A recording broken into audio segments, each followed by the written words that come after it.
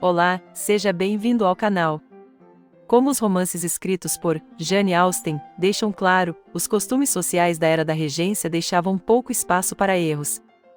Encontrar um parceiro envolvia uma adesão precisa à etiqueta de cortejo, e cortejar a pessoa certa ou errada poderia fazer ou destruir fortunas e reputações. Hoje vamos dar uma olhada em como era o namoro na época da regência na Inglaterra, em que se passa a série dos Bridgerton e filmes e livro de Jane Austen. A Era da Regência na Grã-Bretanha durou de 1811 a 1820, mas, na verdade, foi parte de uma era social e cultural mais ampla no final do século XVIII e início do século XIX. O período tinha uma reputação de paixão fumegante, como evidenciado por várias décadas em obras de arte de romances. Mas foi também uma era de polidez e gentileza. Você não poderia simplesmente esbarrar em alguém no clube e pedir o seu endereço para trocar correspondência, como fazemos hoje quando pedimos o WhatsApp para os contatinhos. Havia regras que governam como os casais da alta sociedade deviam interagir uns com os outros, e o namoro era um negócio sério. Para as damas e cavalheiros elegantes da regência, a melhor época para começar um namoro era durante a chamada temporada, como vemos na série Os Bridgerton. Era quando as pessoas mais importantes do país vinham a Londres para a corte, a fim de arrumar pretendentes para um bom casamento. Era como uma espécie de mercado de casamento. A temporada permitiu que os filhos e filhas das classes privilegiadas se misturassem durante um desfile aparentemente interminável, de assembleias, jantares e bailes. Também serviu a um propósito prático, garantindo que os membros das classes altas encontrassem as pessoas certas, para fazer as combinações perfeitas e manter o dinheiro e o poder nas mãos certas. As pessoas da regência eram encorajadas a se casar dentro de sua classe. Isso significava que os membros da alta sociedade tendiam a ter esposas e maridos ricos. Você poderia se arruinar, apaixonando por alguém de classe inferior. Como foi o caso na série com a mãe da Kate, Induina. A temporada social de festas e bailes exclusivos de Londres era um exercício de controle do grupo de pretendentes. Homens e mulheres jovens de elite podiam dançar e flertar com a certeza de que estavam conhecendo possíveis esposas e maridos mais adequados. Aderir às distinções de classe não se aplicava apenas à elite. Esperava-se que, mesmo solteiros sem título e de classe média, encontrassem pretendentes apropriados à sua classe. Por exemplo, em Orgulho e Preconceito, o Sr. Darcy é muito mais rico do que a família de Elizabeth Bennet, mas ambos são membros da nobreza. Quando a tia aristocrática de Darcy, Lady Catherine, argumenta que a posição social de Elizabeth está muito abaixo de seu sobrinho, a jovem responde: ele é um cavalheiro, e eu sou filha de um cavalheiro. Até agora, somos iguais. Isso era basicamente o equivalente na regência a dizer, à Lady Catherine, que ela não se intrometa, mas também exemplifica as regras de namoro da época. As pessoas não estavam apenas procurando por parceiros com a maior conta bancária. Encontrar harmonia e compatibilidade no casamento também era importante, pois acreditava-se que casais que tivessem coisas em comum teriam um casamento mais estável. Sobre a questão de encontrar o parceiro certo, um manual para mulheres jovens aconselhava sobriedade, prudência e boa índole, uma disposição virtuosa e a perspectiva de estar acima do alcance da necessidade, e nunca deveriam dispensar o marido, pois corria o risco de ficar para a titia. Na segunda temporada da série Bridgerton, vemos o Visconde fazendo exigência a respeito de como deve ser sua futura esposa, e que o amor não era importante, contanto que ela fosse virtuosa. Mas também havia espaço para o amor em um casamento naquela época.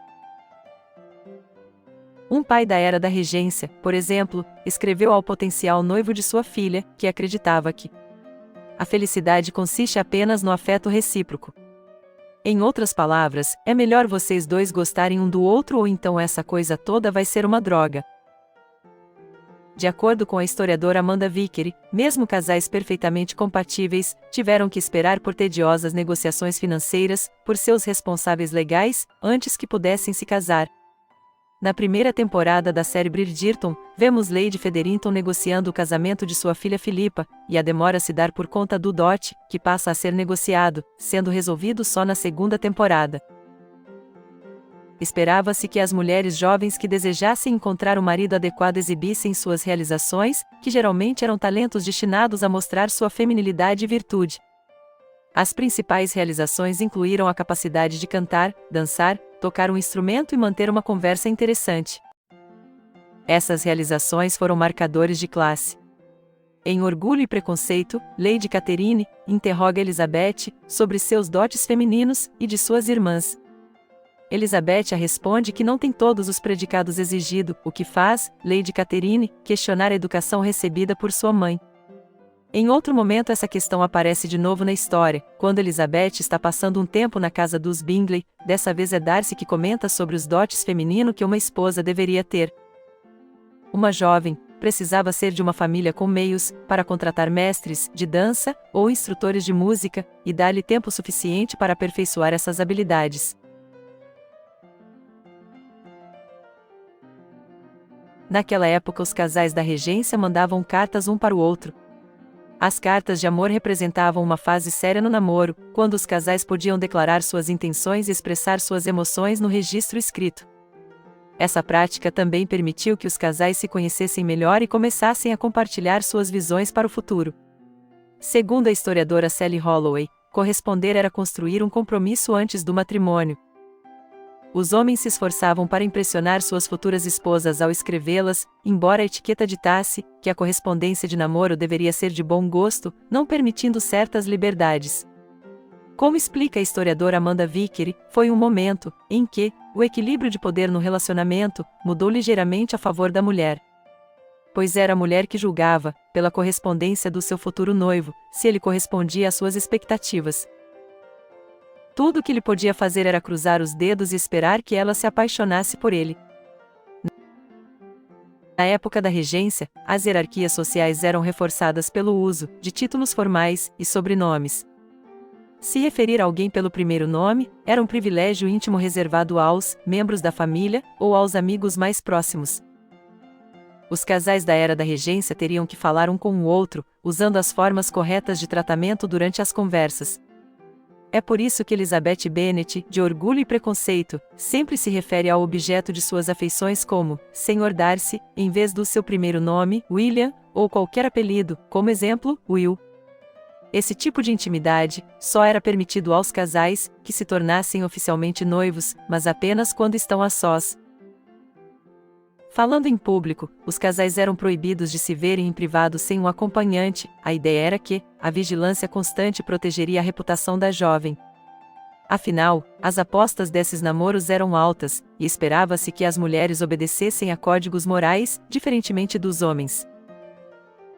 De acordo com a historiadora Amanda Vickery, castidade, modéstia e obediência eram as virtudes femininas proeminentes. Sua virtude sexual tinha que parecer irrepreensível, ou ela seria arruinada no mercado de casamento.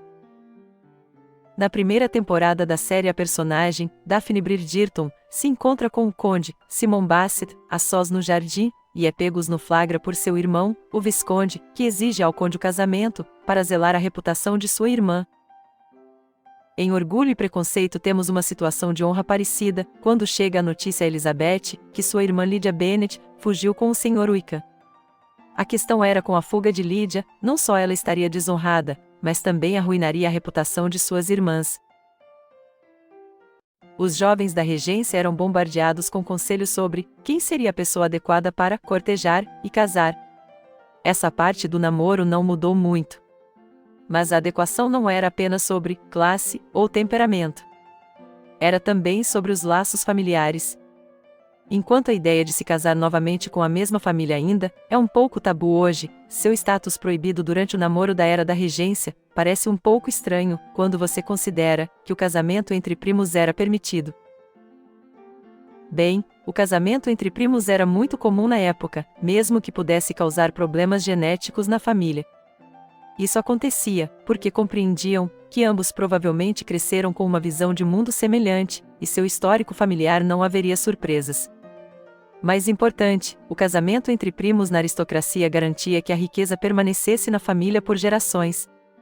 É claro que casar com seu cunhado provavelmente manteriam os bens na família, sem precisar se preocupar com doenças genéticas. Enquanto estamos no assunto de regras desconfortáveis, a idade de consentimento durante o período de regência era um pouco jovem, para dizer o mínimo. Os meninos poderiam ter apenas 14 anos, já as meninas poderiam ter apenas 12 anos, para se casar. Felizmente 14 e 12 anos não representam necessariamente a idade média em que a maioria das pessoas se casou neste período. A maioria das noivas e noivos da Era da Regência, especialmente aqueles da chamada classe baixa, estavam na casa dos 20 anos quando se casaram. Havia muitos casamentos secretos e muita bigamia. Em uma tentativa de coibir essas práticas em todo o reino, foi aprovada uma lei de casamento em 1753, que entrou em vigor um ano depois. A lei exigia que todos os casamentos na Inglaterra passassem pela Igreja da Inglaterra e proclamassem o casamento 3 domingos seguidos antes que a cerimônia pudesse acontecer. Também exigia que noivas e noivos menores de 21 anos tivessem permissão para casar. No entanto, havia uma brecha. O ato não se aplicava à Escócia. Muitos casais ingleses simplesmente fugiram para lá. Claro, só porque havia regras rígidas que governavam o namoro não significava que as pessoas sempre as seguiam. Esperava-se que as mulheres fossem celibatárias antes do casamento, mas muitas mulheres solteiras engravidavam. Foi um problema tão grande que a legislatura teve que intervir e aprovar a Lei da Bastardia de 1733, que afirmava que mulheres grávidas solteiras tinham que identificar o homem que as havia engravidado. As mães solteiras no início do século XIX não tinham muitas opções, especialmente considerando que a sociedade trabalhou muito para envergonhá-las por sua situação. Na série temos o caso da personagem Marina, que descobre estar grávida, e passa a temporada seduzindo Colin Bridgerton, a fim de arrumar um pai para a criança. Já que a localização do paradeiro do verdadeiro pai é desconhecida. Muitas mulheres optavam por deixar seus filhos em instituições responsáveis por cuidar de crianças abandonadas. Como se encontrar um parceiro já não fosse complicado o suficiente, os britânicos da elite, na Era da Regência, tendiam a observar os namoros uns dos outros com grande interesse, porque os casamentos tendiam a movimentar muito dinheiro. Afinal, quando um casal estava oficialmente namorando, entendia-se que era um reconhecimento público de suas intenções. Como as celebridades modernas, a elite era especialmente vulnerável a fofocas. Homens e mulheres solteiros que eram vistos juntos em público podiam ser alvo de fofocas, cartas maldosas e escândalos. A alta sociedade notava os namoros, e muitas vezes tirava conclusões precipitadas, sempre que homens e mulheres aristocráticos solteiros estavam juntos. As pessoas notavam um casal junto, e supunham que eles estavam noivos. Consequentemente, o casamento não era apenas um contrato privado, era também sobre sua imagem pública. Acharam interessante os namoros da época da regência? Deixe sua opinião nos comentários. Aproveita e se inscreva no canal e deixa seu like.